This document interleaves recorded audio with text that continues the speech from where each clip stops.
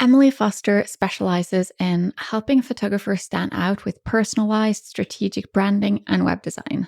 Having a clear brand is something that's so often underrated, so I can't wait to talk with Emily about this. And since we both do website design, it'll be interesting to hear her approach to that as well. You're listening to Sustainable Photography, a podcast all about business tips, inspiration, and confidence building. I'm Ingvild Kolnes, the host of this podcast, and after over a decade as a photographer, I now help talented photographers run sustainable businesses. And for full transparency, you should know that I'm a mentor with paid offers, and I will probably mention some of those in this episode. Hi, Emily. Welcome to the podcast. How are you today?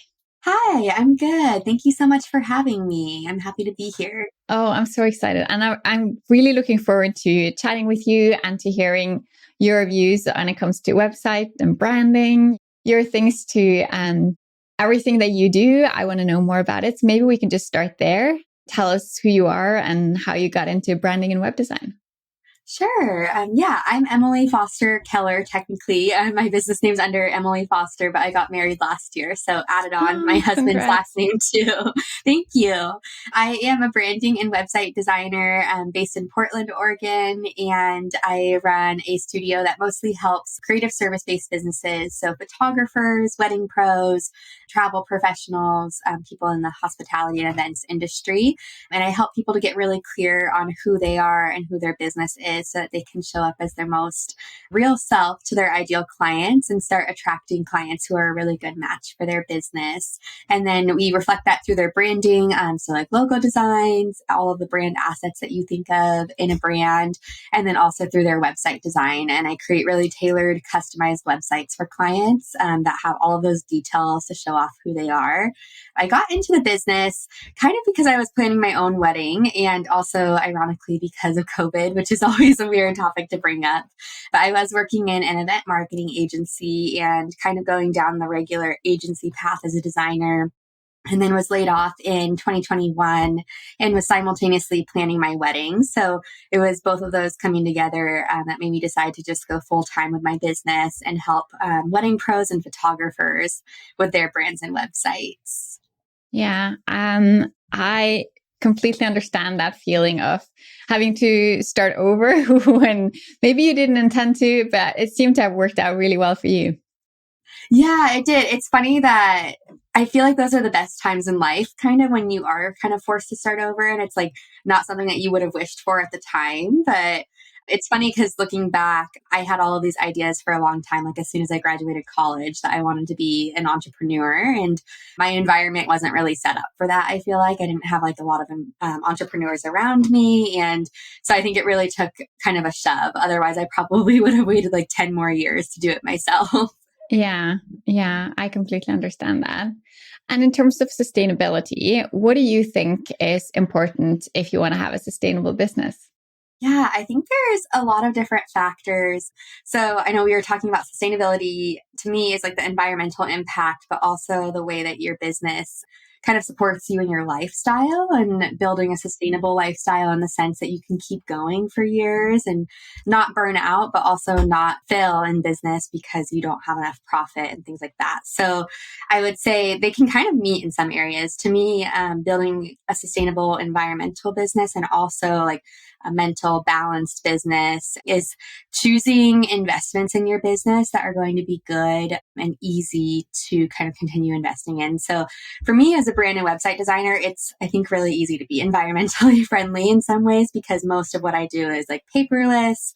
A lot of the investments are fairly low income investments, I would say, like smaller subscriptions and things that allow me to both save time, but also not have like giant expenses each month. So that's something I would say investing in your website, I think, is a huge way to do that, of just not needing to, number one, print paper and have business cards everywhere and like flyers and things like that, which I think a lot of photographers are past that era anyway. But then also number two, like not having to continue to like burn yourself out on things like networking events and bridal shows and things like that. It's something that you can continue to invest in and also even comparing it to like Instagram or Facebook. You're not burning yourself out by continuing to create content. It's more sustainable because everything that you do on your website is kind of building upon itself and leading to an even better version of that website. So that's what I think of. I think also just creating a business that you love. And I think slow growth is really underrated too in the photography industry and the website design industry too. Like, especially when we see coaches who maybe went from having like no clients to 2 years later, they're telling you that they make millions of dollars and have a whole team. And I think that that's a great thing if it works out. But I think building a more sustainable business in the sense that you can trust that the growth is there. Like you're not worried about overnight success and the opposite of losing it all overnight. I think just building upon it step by step, kind of brick by brick and laying the foundation is something that I view as really important. I don't think I thought that about a year ago, to be honest. But as I get like older in my business, I really believe that slow growth is really powerful. Yeah, I agree. It's definitely underrated. And I feel like if you think that it's about growing as quickly as possible, I think that's not only hurting your mindset, but I also think that you're kind of setting yourself up for failure, because if you grow too quickly, none of the systems in your business have kind of like the ability to catch up with you. So you're always overworking and you're just not able to do everything in a nice way. You're just always stressed. Yeah. And I think that's a huge part for me too of a sustainable business is one that you're supposed to enjoy. And that's actually one of the reasons that I got into the business of my working for myself, but also helping creative service providers, especially photographers, because it's like you quit your full-time job and you want to do the work you love and like create the art that you want to create. And then it's like, all of a sudden 80% of your time is spent in like HoneyBook or Dubsado and trying to figure out systems and trying to learn how like Showit or Squarespace works. And it's not fun for a lot of people. And that's, I think, one of the quick ways to get burnt out is not doing things that you're passionate about. And so, yeah, I think that quick growth kind of forces you to do that because you also don't have the time to hire even a brand or website designer because you're just going 100 miles an hour. So that's one thing I'm really passionate about is balance, mental health, self-care, especially as creatives like we are. It's probably already been said on the podcast too. I was thinking just more in the environmental sense of sustainability of what it means to me, but I know leave no trace is such a huge part for photographers too. So working with my photographer clients, I've actually learned a lot more about it too, of like little things that I think I took for granted before I really got to know the photography industry of like, for example, one of my clients is doing a guide about location scouting. And she mentioned something about how she's not really going to give tips about like, here's how you find this location in the Pacific Northwest, because those are like her locations. And she was like, I understand that could be controversial, but she's like, I'm trying to protect these areas. So basically, yeah, if there's multiple photographers working with areas, but that's something that I always, or I guess never really thought of, is that you want to be kind of protective over the areas that you're working with, not because of gatekeeping, but just trying to protect the environment a little bit more. Yeah, that's definitely true. And we both do web design, and I really want us to cover some of that as well. But I want to start with branding.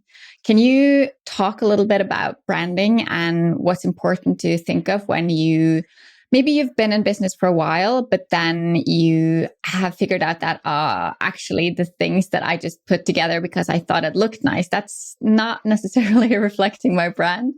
Can you just say a little bit about what you recommend? Yeah. So I always say it's the visual voice of your business. And I think that is huge. It's a lot more than just a logo and color palette and typography. But I think what I see most commonly is that photographers really try to rush the process, I think, of just saying like, okay, I picked this brand name and now I don't like my logo anymore. So I need to hire someone to just design a new logo and I just need it fast. But in reality, it's more of a strategic process where you need to take a step back and think more about your business problems and why you need the rebrand, who you're trying to speak to, even how your business has evolved from that like DIY branding that you were doing before. So a huge part of it is strategy. And I think that's not talked about enough. And there's still a lot of designers too who will tell you that strategy doesn't matter. But that's kind of the hill that I'll die on, is that it does really matter. And I spend a lot of time going through the brand strategy process with clients, even in my quicker forms of projects. So I offer VIP days, which is basically like designing a brand in a day. And it gets this reputation that it's like quick and fast, kind of fast fashion branding. But in reality, my process is that we're still spending about 2 weeks before, still like talking about the process and getting to know your business before that actual day. So even with that quickest version of my project, it's not something that can be rushed. It's something that I would say is usually about 70 to 80% conversation and research, and then about 20 to 30% actual design and fun things like picking colors and typography and designing logos. So that's what I would say. Start with a strategy, and then also thinking through psychology. So there's a lot of color psychology and even psychology behind the fonts that you're choosing and the logo that you're designing. So that's usually something that I tie in also after getting to know the brand strategy behind a client's business. And then bringing in just strategic things like what kind of color tones can we use to present that strategy that we were talking about. There's so many little tips if you want more concrete examples of things to do too. Yeah, I'm sure, because a lot of photographers and creatives seem to think that it's about that logo, like that is the ultimate thing. What do you have to say to them? Yeah, I would say that the logo is kind of like, if you only have a logo and you don't do anything else with your branding, you can kind of think of it as just like a pin that you're wearing. Like it really matters only as much as that when it's on its own, especially when we're just talking one logo. So for all of my clients, even like the most affordable, quickest package I have, which is the VIP day, like they are still getting at least 3 versions of their logo to use in different cases. And I think people forget that. Like if you only invest in the logo, it's going to get lost so quickly and it's not going to be memorable. If you think about giant brands like Coca-Cola or Subaru or Ford, like they have a logo obviously as their main part, but there's also so much feeling behind their branding. It's in the emotions that they're putting across, which a lot of times really correlates to the colors, the way that their logo is positioned on things, the wording used too. That's another thing that's not talked about enough in branding, is how your copywriting is a huge part of your brand as well. It's not just conversion copy on your website. It's actually meant to also create a feeling and target ideal clients. So I would say when people say that they just want to work on their logo, I think that you should just make a very small investment in that case. Like do it yourself, or even like as much as it pains me, like hire a Fiverr designer or something. But when you're really ready to get serious about attracting your ideal clients, creating a business that is more spacious, then that's the time to really invest in a brand that has a lot more assets than just a logo. A quick way to kind of, I think, scope that out too, and like talk with designers and figure out if you are just getting a logo or an entire brand, is to ask them about their process. So if they talk about strategy like I am, that's a sign that you're going to get more than just a logo or more than just a couple logos. And then also if they mention things like brand guidelines or a style guide of some sort, you can expect to get a PDF or booklet that's going to have a lot of these kinds of things in it. And there's a lot of designers out there that still don't do that. So there will be people who just provide you logo files and don't really do a strategic process. And both of those things on kind of the ends of the project, the beginning and end, are really important.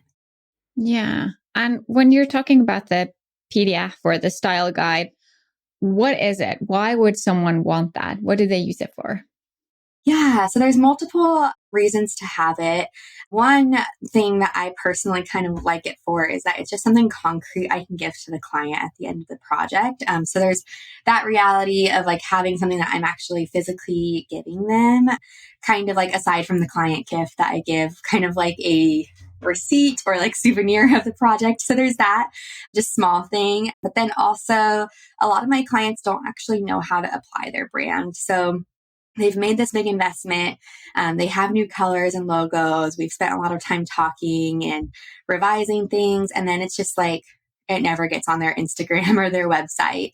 So the style guide shows how to do that. It has color codes. And then in my style guide, personally, I Style guide and brand guidelines, I kind of use those interchangeably, but really a style guide usually is like just your colors, typography, and logos. And then brand guidelines, which is actually more of what I provide to clients, gives you more background into the brand, like talks about your mission statement, your ideal clients, the market research that has been done. It's more of the actual strategic part along with all of those pretty assets. So what I provide is color codes for print and digital use. So like hex codes, RGB, CMYK, and Pantones. And then I also explain in the guide what each of those means and in what cases you would use those. And then same for typography. I explain the headline font and the subheadline and the body, like in what cases to use those. It's like very directional so that someone who's never designed anything could take it and create some of their own things in Canva in the future, or even take it to another designer, which leads me to my other part is aside from my client being able to use it, as you're growing your business, you're going to eventually get a team. And many, many times in my career, I've received brand guidelines from clients that weren't created by me. I'm maybe stepping in to help them with some flyers or a website design. So I'm taking a look at what they already have and working with that. And that's a great kind of SOP for your business. So that is a way to systemize is having brand guidelines. And then it's also a way to create consistency. So going back to your branding, it's the visual voice of your business, and having consistency is such a huge component of that I think is really underrated, that people don't talk about a ton. But basically repeating your branding everywhere all the time and using the same kind of layout for everything is really important to creating a psychological connection with your ideal clients. So the brand guidelines help you do that in a really effortless way just by basically following the guide. Yeah, that sounds like something every business should have, really. Yeah, it is. I would say it's like a secondary thing, definitely after like getting your LLC or like the government organization set up of your business and a business bank account and then having like a brand name. I think that branding is really important to invest in somewhat early on. There's like some rules. I won't tell people to invest in it right away because obviously there's more important investments in the very beginning, like getting clients, but it is something that you should definitely have set up, I think, in the first few years. So what do you think will happen if you don't have a clear brand? If you're just kind of choosing a mix of whatever you feel like that day?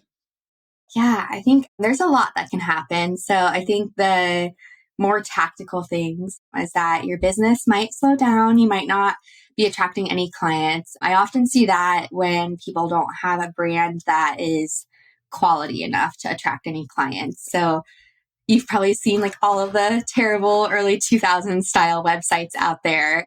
And a lot of times it's not actually anything wrong with the website itself. It's more a branding problem that the website just doesn't look good. And you can only fix that so much with layout and stuff. So that comes back to branding when you're not attracting any clients. And then also not attracting aligned clients is something that I see too, where you could be making all of the money that you want to make, but you're not really fulfilled because you're not working with the right people. That can also lead to other problems, like maybe you are burnt out and overworked because you have tons of clients, but they're not paying you enough. So you're not making enough money. There's that logistic. Also, confusion in your branding. That can mean so many things. Like it could mean very kind of little things like people not understanding what you offer and what you do, like even just from the standpoint, like they're not getting the right information on your website. And it can even mean like all the way up to people not seeing your value. So maybe they are booking with you and working with you, but they don't trust you as an expert because you're not showing that in your brand and they're not understanding that from the very foundation of meeting you. I think that's something I see a lot with photographers is I want to say it's easy to book clients. We know it's not easy to book clients, but it's one thing to book a client. And then it's another to book a client who really trusts you as the expert and sees the value of your work. And I think that people who are in the first few years of the photography business, like will often experience like I'm booking clients and then they're kind of like micromanaging, like they want to change my process or have me re-edit photos, or they don't trust me with posing or location scouting, like all of those details. So branding and creating a more high-end brand can really help with that, of people knowing that when they book you, they're booking you because you're the expert and you have a really expert system. So there's that as well. And then we could probably list like 15 or 20 more things of what could happen without branding. But the last one I wanted to say is confidence. I think that's a huge one that you can't really put a price tag on, but the way that you show up, especially as a solopreneur or a small team, matters so much. And when you have a really strong brand, it is a lot easier to show up as that. It's kind of the same way that it doesn't matter as much to have like a ton of Instagram followers or a website ranking on the first page of Google, but it's a lot easier to show up as really successful when you have kind of those outward metrics for people. So same thing with branding, especially when you're connecting with the right people through your branding and creating a really like authentic experience for them, then it'll make you feel better about showing up for your goals. Yeah, I agree. I think it's really important. But I am really curious about the brand assets you mentioned. What are the assets you recommend that a business has? Yeah, so definitely at least 3 or 4 logo designs. So there's a lot of different names for them, but I will tell people that I design a primary logo, which is usually what would be at the top of their website and includes their full business name and maybe some kind of illustration or icon design if that's relevant to their business. And then I also will create a couple secondary logo designs. So different formats of that same logo, like maybe a more horizontal one, and then maybe more vertical just for different cases. And then a submark as well, which is often, it could be a monogram if it's a brand that doesn't have like an icon or illustration as part of the branding, or it could be like the actual just icon part of the brand. Like if you imagine a flower or like a camera or something like that, although try not to put a camera in your photographer logo. So multiple logo designs like that. And the amount really varies for the type of business. So my clients that book like a VIP day, usually we go with 3 or 4 versions of the logo, and that's enough for them. Sometimes people have more expansive businesses where, for example, they might do like wedding, lifestyle, and brand photography. So I'll create a version of the logo with each of those. And then in the brand guidelines, we'll have directions for how to use each of those different assets. And sometimes there's a slightly different strategy for each part of the business as well. And then sometimes it's even more complicated where there's a photography business and then they also have a leg of their business that's education or passive income. So sometimes it's creating slightly different assets for that. So logo designs, a color palette with all of those color codes I mentioned, typography selections, which isn't me designing the fonts themselves. That's an entirely different business and takes a lot more work and a lot more money as well. But choosing up to about 3, maybe 4 max font selections, and they usually will have enough contrast where they look really good together, but they also pair well together. So I'll usually choose at least one custom font is what I call it. And that's one that will usually cost the client a little bit of extra money, sometimes anywhere from like $10 to $50 to buy a version of the font license for themselves.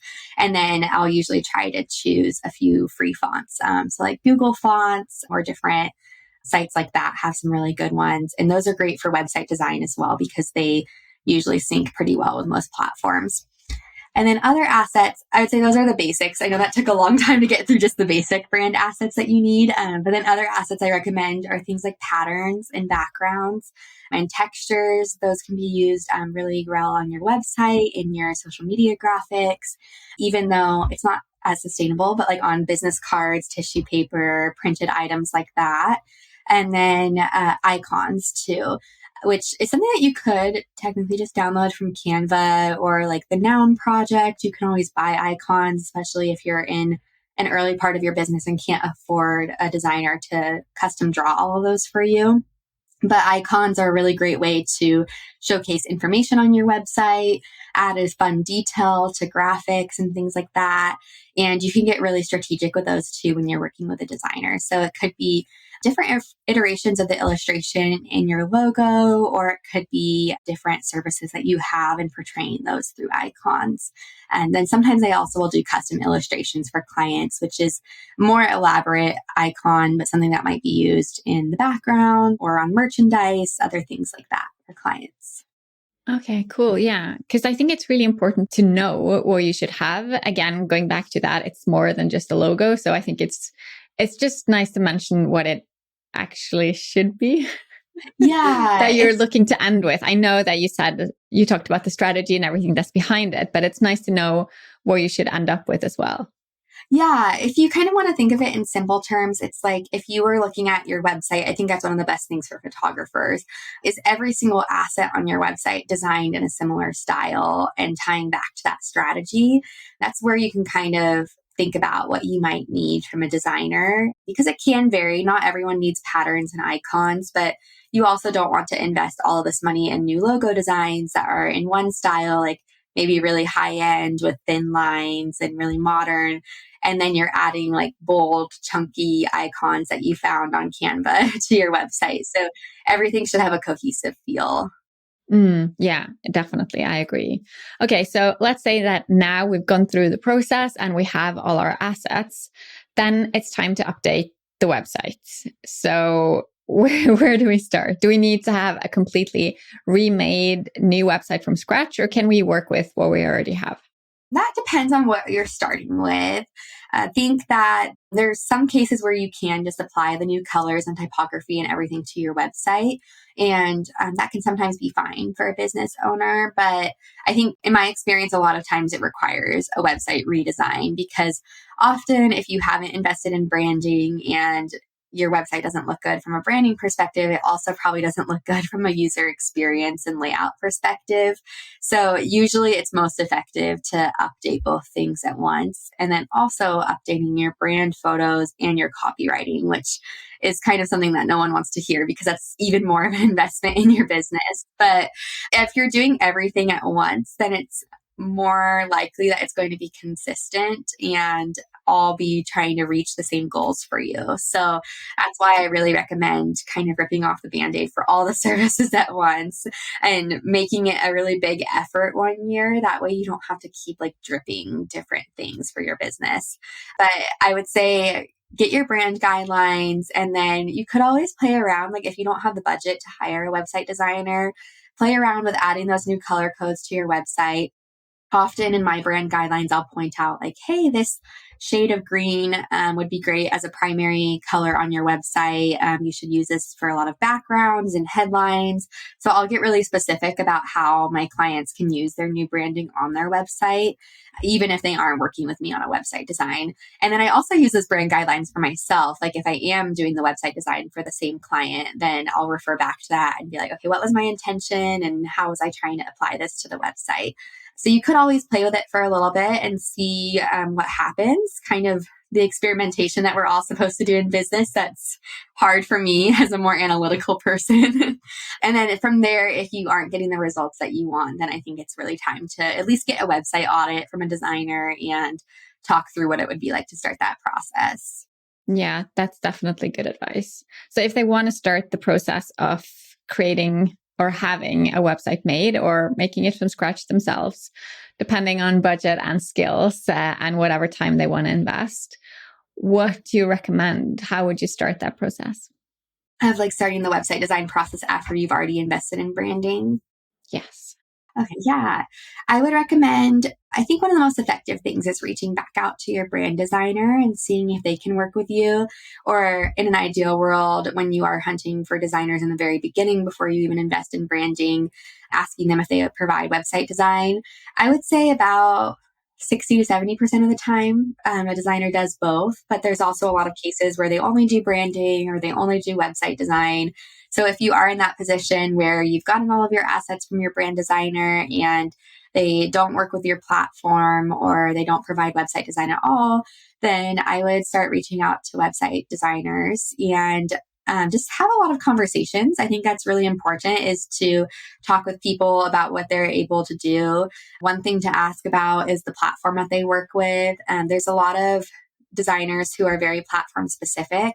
In reality, I think a really great designer, and it depends on the resources that they have. I think a really great designer will work with most platforms that are really good, and they're looking at it more from a website design strategic standpoint versus what the limitations of a platform are. So kind of ask about that though. If they do Are they willing to work with your platform, or are they really like stuck with like Squarespace or Showit or something like that, which is also okay.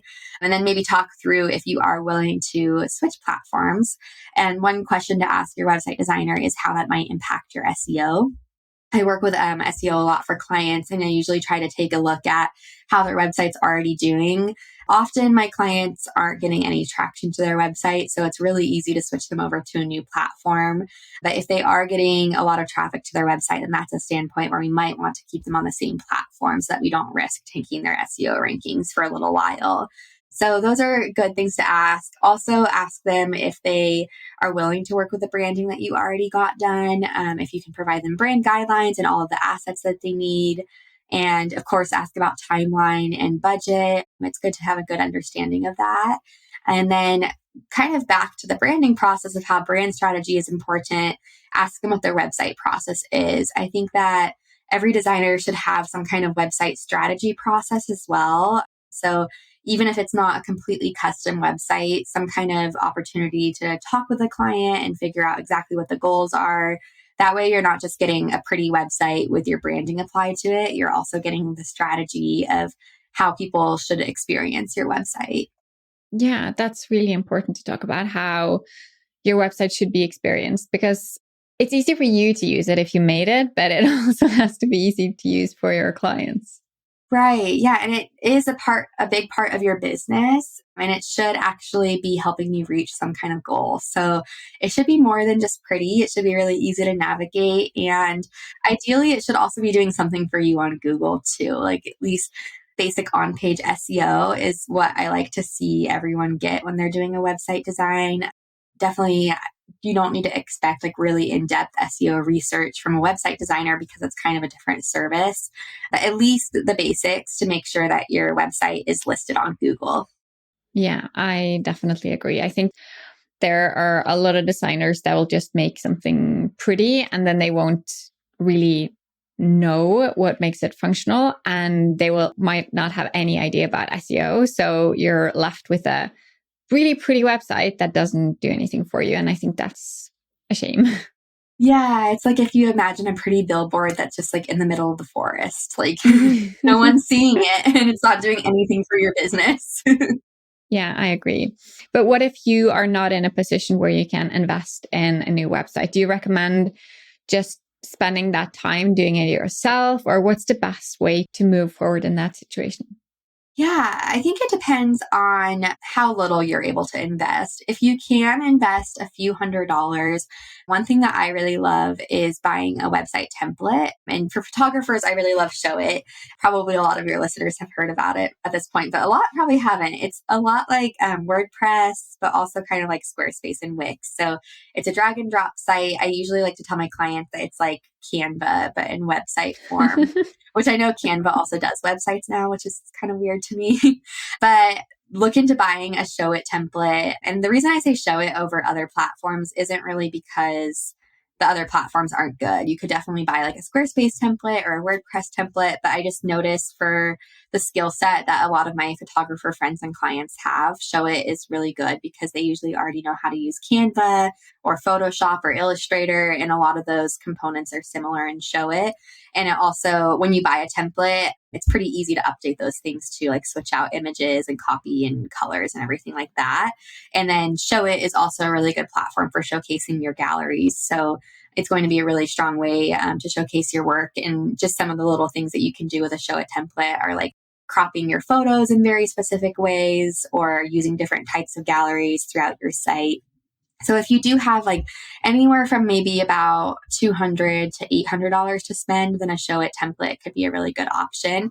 And that would be you DIYing your website still, but about 80% of the work will be done for you. So if you did make an investment in a brand designer, you can take the brand guidelines and very easily apply the brand assets and images there.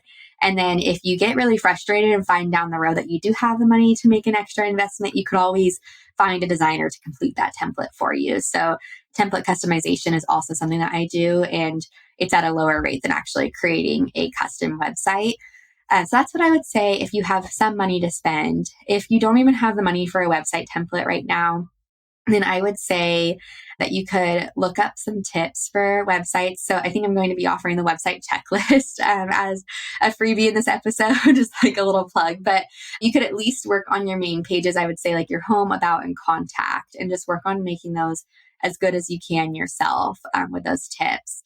And if you haven't invested in a brand designer, then I would say just focus on creating a text-based logo, even just in Canva for right now, like just a couple different versions of your logo. Make sure that you have your logo somewhere on the top fold of your homepage, and then make sure that you have that submark I was talking about as the favicon on your website, which is that little icon that shows up in the tab when you have your website open in a browser.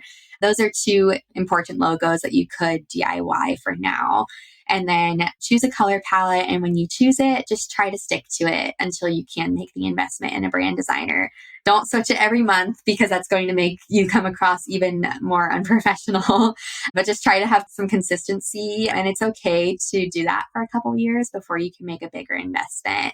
The last thing I would say too, in terms of branding for your website, is choosing your own fonts. So again, you can go to Canva for that. And I like to make sure that they have good contrast. So maybe a serif font, which is something like Bodoni or Dido, or I was trying to think of ones that are really popular right now, but basically like kind of like a Vogue style font with a little feet is what a serif is. And then a sans serif I like to choose for the body copy, which is something like Helvetica or Railway, other fonts like that. Make sure you have at least those two in some format. And then sometimes a script font, like a calligraphy font, could be a good addition, or some other decorative font.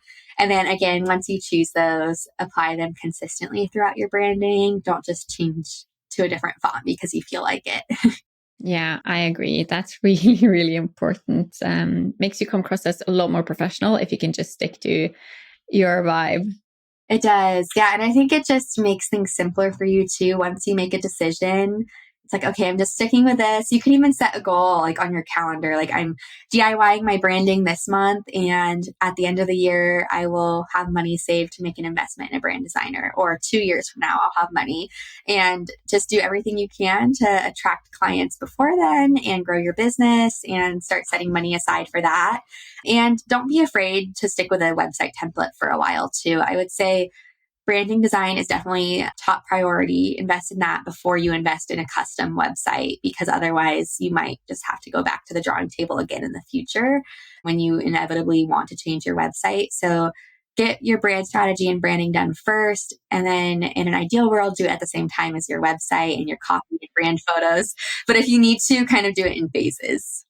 Yeah, I agree. I did that 3 years ago. I did the whole thing all at once, and it was a big investment. But once it was done, it was like, okay, now I'm actually professional, because it's a lot easier to make money when you're more professional rather than kind of scraping by on whatever clients you get until you're ready to do that. So I think there's something to be said for that as well. Just kind of taking that jump. Yeah, definitely. I think a good thing to remember too about the investment is that you can do it multiple ways. So I've kind of been talking about ways to like patchwork it, like basically make, an investment of a few hundred or a couple thousand here and there and get through it. But like you were saying, it was a big investment all at once.